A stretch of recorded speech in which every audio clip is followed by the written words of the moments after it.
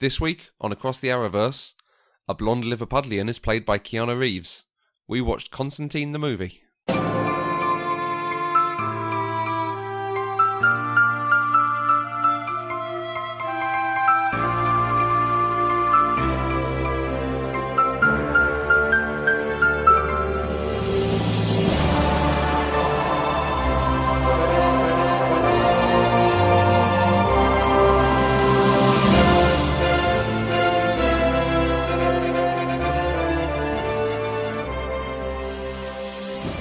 Hi everyone, and welcome to the show. I'm your host Matthew Vose, and I'm joined by Catherine Kay.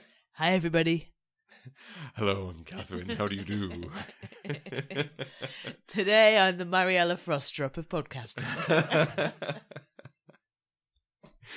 You're not actually ill, you're just putting on a hello. Yeah, I just want to talk like this all the time.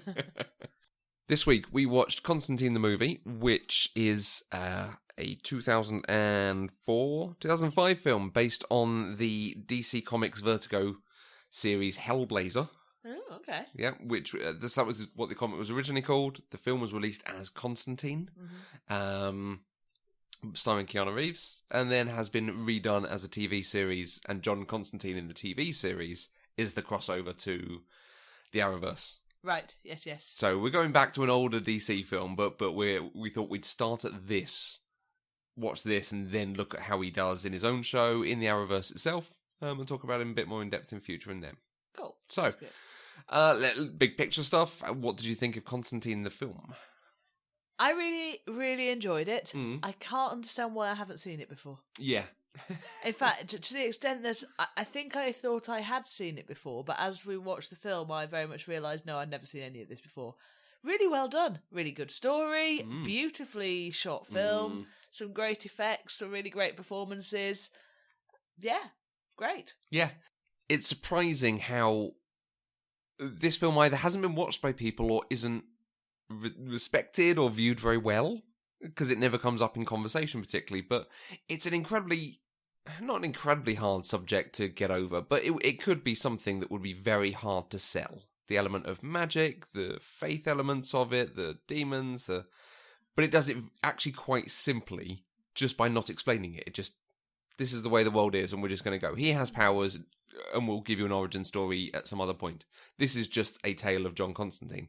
Yeah, and it was set...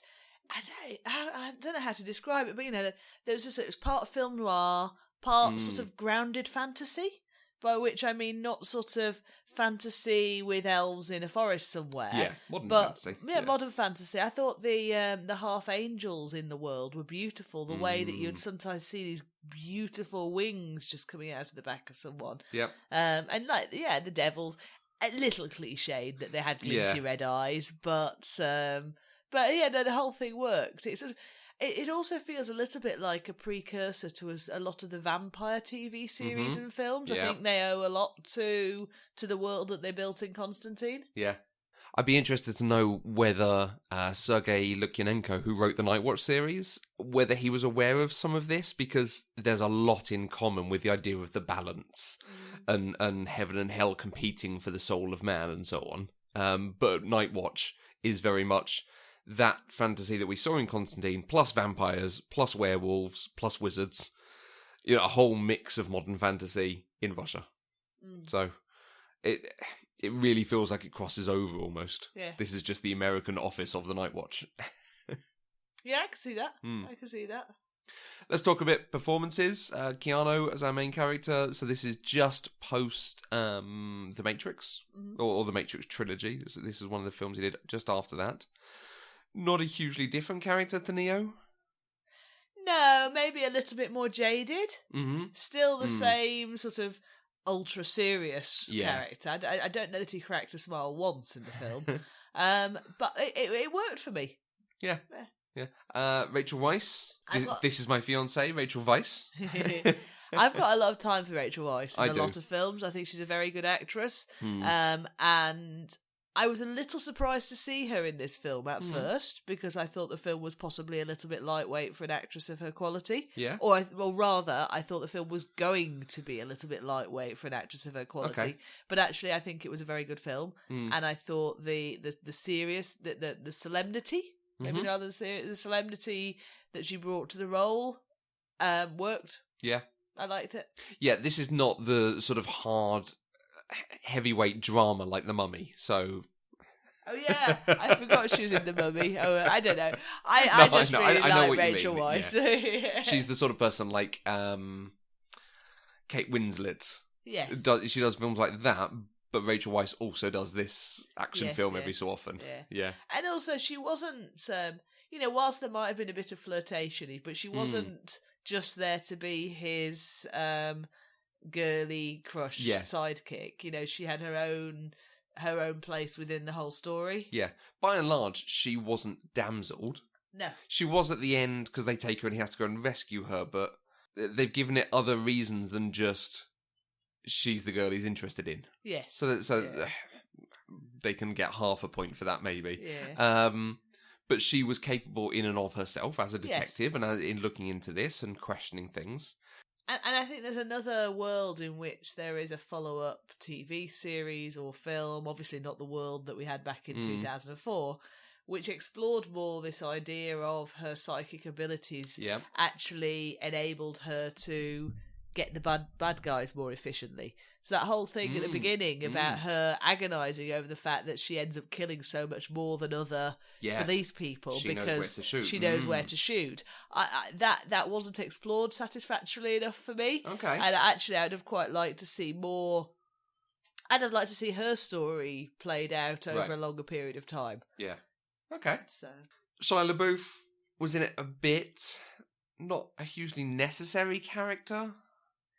No, I mean, he was tolerable. He was less irritating than he can be. Yes, this is early Shia. Yeah. I mean, I'm just trying to think, how would the film have been different if he didn't exist within it? Probably not a lot. Yeah, a little bit less humour. But when I think of this film, I do think this film does some very good comedy, but it's not him. His snarky, sarcastic stuff is not very good. No, and the whole, I really want to get into the club. Oh, now I'm in the club. Yeah. He might as well be a sexy lamb. Yeah, exactly. But then we come to Tilda Swinton and Gavin Rossdale. Honestly, Tilda Swinton, amazing. We'll watch her in anything. Yeah, amazing. But yeah. Yeah, the androgynous nature of the angel, she's perfect for it. Yeah, stunning. But stunning. She's always such a commanding, captivating presence. Yes. That it works as the Archangel Gabriel. Absolutely mesmerising. And also, you can kind of believe the whole teetering on the edge of madness aspect to it. I mean, I guess possibly because she plays a lot of these characters. But, the whole... Gabriel really believes that what he's doing is actually a good thing. Yeah. And, I think we've said before, or at least in our own conversations we've said before, a villain that doesn't know he's a villain is the best type of villain to watch. Yeah, a villain who believes what they're doing is in the greater good. Yes. Wonderful. Yes. Yeah, always good. Yes, and the bit at the end where Gabriel was all covered in dirt and had the wings sawed off. Oh, yeah. But was still... going for it and just the innocence or the perceived innocence, the self-perceived innocence with which they're saying, but look what I've got you to do. Yeah, I'm a positive influence here. Yeah. Gavin Rossdale as Balthazar. He was alright. Yeah. Far better than I'd expect him to be on paper. Yeah, absolutely. There's again fairly captivating when he's on screen. It's very American Psycho. Yes. But it works as well. yes, it does. I mean, I did. It is. There was a lot in that for me of the characters in Good Omens. Yes. He was very much the Good Omens type of demon. Urbane, possibly Azrael. Yes, but like the urbane, enjoying what the world has to offer whilst pursuing his dark agenda. Will be David Tennant in the TV series. So you can see that. Yeah. And then some more minor characters. Jimon Hounsou as Papa Midnight. Yeah, he worked. It was good. very good. Peter Stormare as Lucifer. Amazing. Really creepy. Really creepy, really powerful. I thought that was a very well conceptualised and executed play of Lucifer. And I liked the whole... I liked everything about that. Yeah, really good. That could be over-the-top, malevolent evil, but actually he almost feels like shades of grey. He has a deeper understanding of everything and what's going on and isn't prepared. He doesn't have to be super evil because he is. and I think the whole religious aspects of this is shades of grey because, quite frankly, I don't see a god that can preside over that kind of humankind experiment as being 100% snowy white either. Yeah, I think it's two powerhouses with their own shades of grey either side of the line. Yeah. And because it's also, he didn't let his son go ahead and devastate the earth. He was like, well, let's give you a smack on the bottom and send you to bed without any water. I don't know. You made a comment that it was a beautiful film. Yes. And there are a lot of shots in this that I go, yeah, that is a well-composed shot. No, not even necessarily a shot, a piece of movement. There's things like the chair being slid in the water. Great moments. The director of photography, Philippe Rousselot. I have no idea how to say that properly. Obviously a French cinematographer who started off doing a lot of French films. But he clearly then got into going to Hollywood. He did films Hope and Glory and The Bear, and then Dangerous Liaisons, and then a bit later A River Runs Through It, and then Interview with a Vampire. I've seen that. Planet of the Apes, Big Fish, Constantine, Charlie and the Chocolate Factory, the new Sherlock Holmes, both of those films, Beautiful Creatures, The Nice Guys, both Fantastic Beasts films. Okay.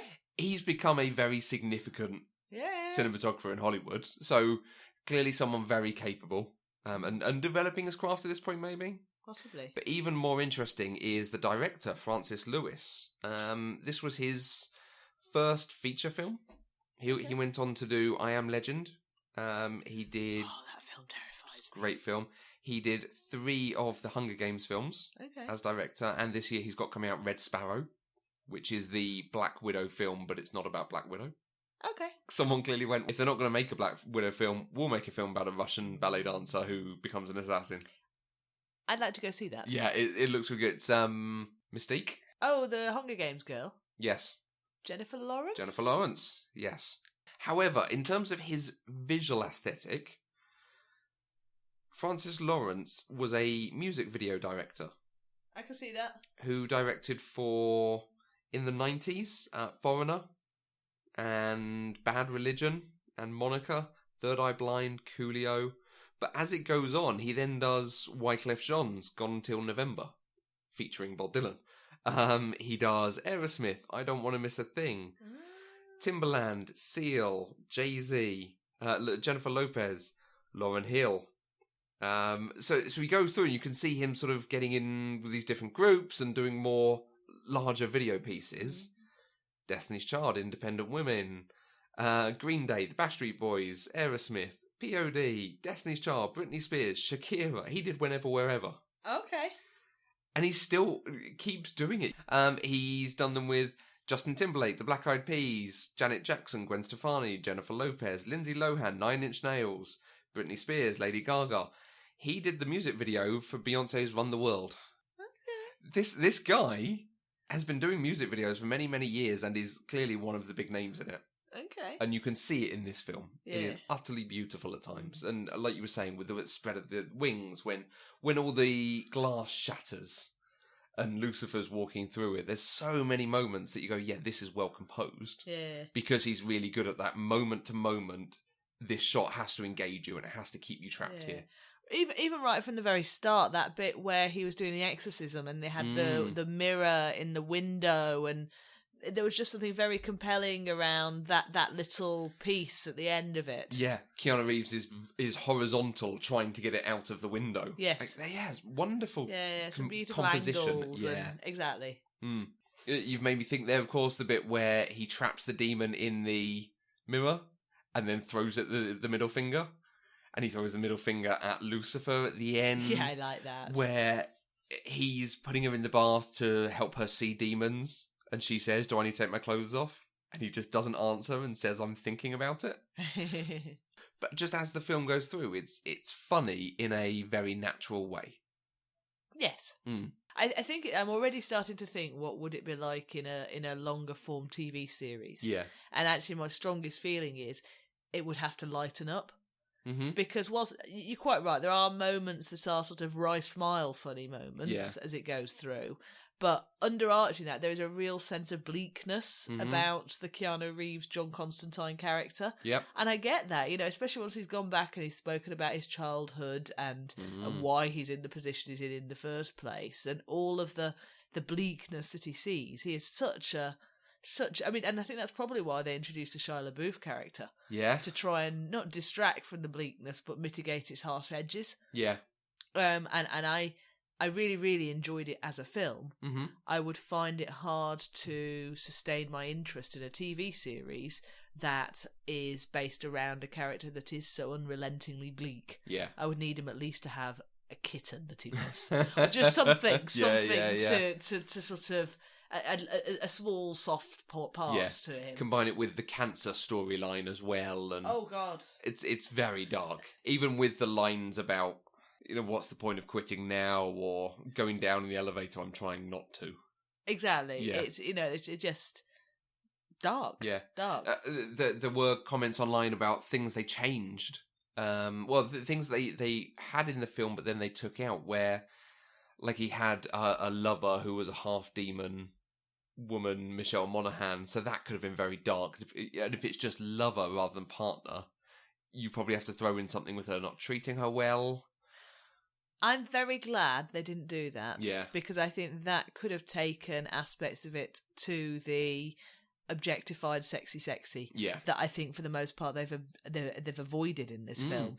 So yes, I think that was the right decision not to have that in the film. Yeah. The character, I think they did change a number of things about Constantine as a character as well. So originally he's from Liverpool. He's blonde. He's effectively Sting was what the character was based on when he was drawn. So you can't have Keanu playing that. So I can understand changing it, and I don't feel like that was fundamental to the character.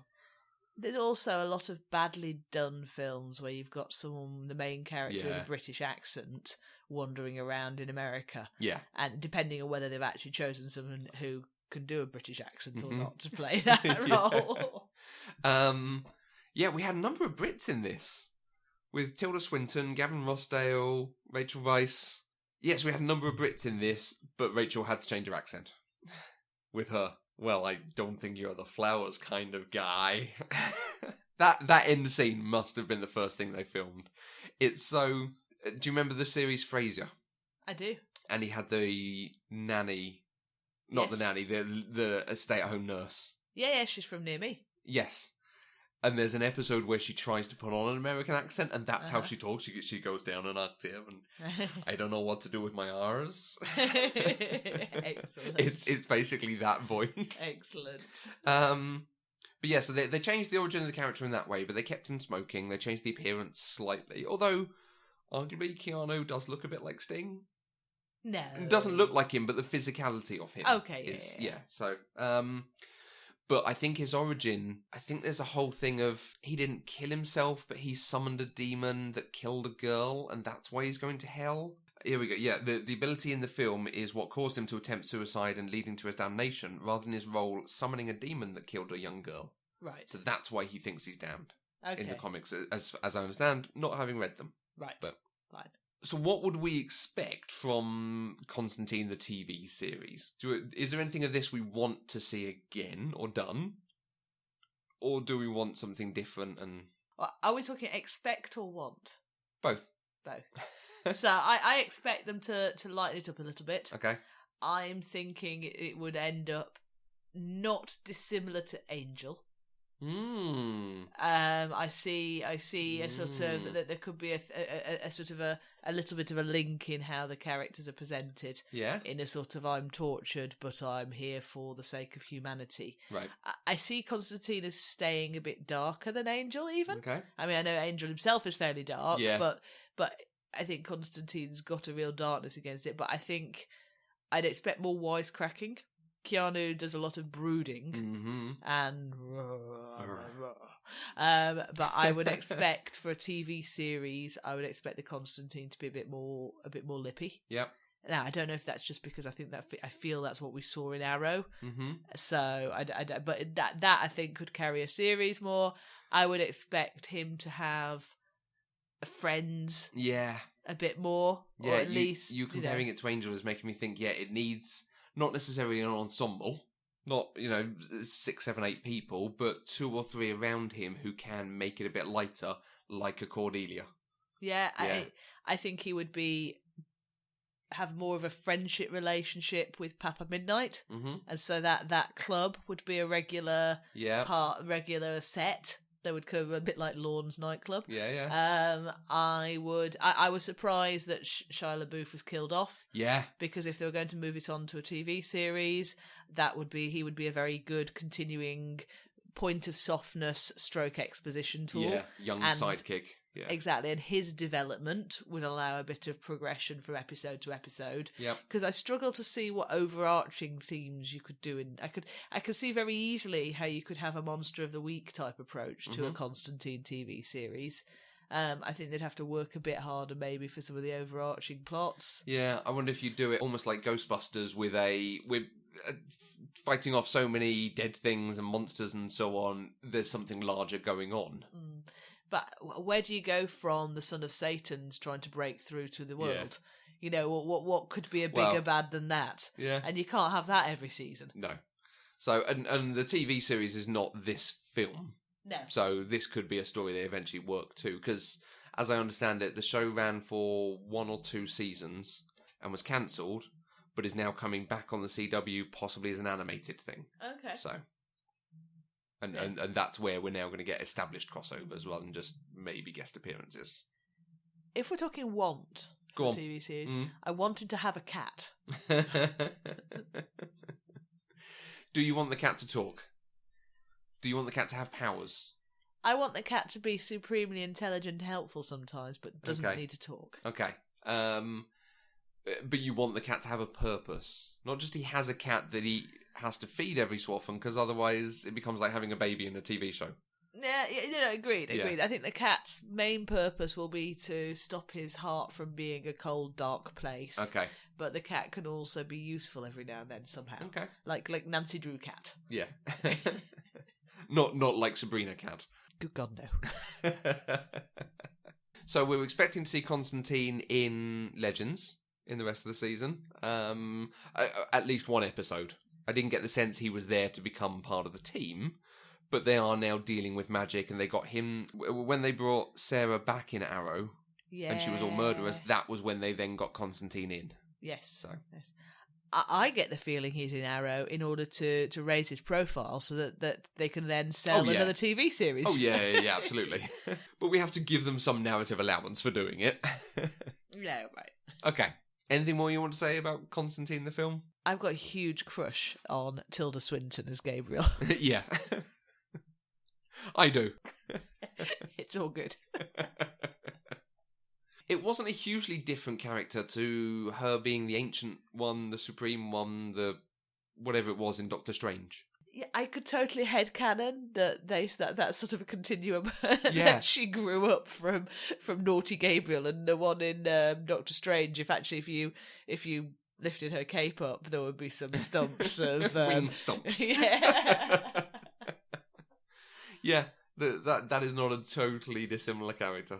Yeah. But she's good with that because she's a commanding and captivating presence. Yeah, she's awesome. Awesome. Great. So that wraps us up for another week. If you have thoughts, questions or comments, you can use the hashtag ATAV on Twitter, or find us on Twitter, Instagram and Facebook as Eloquent Gushing. If you want to help support us, please check out our Patreon page where you can get access to exclusive content across all our shows. Go to patreon.com/eloquentgushing and visit the homepage, eloquentgushing.com, to sign up for the weekly newsletter and check out all our other shows. Thanks for listening, and we'll see you across the Arrowverse.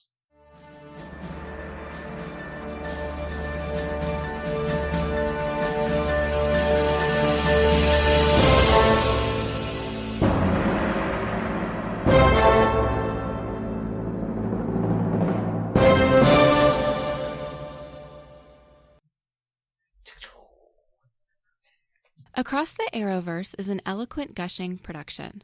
For more shows you'll love, please visit eloquentgushing.com.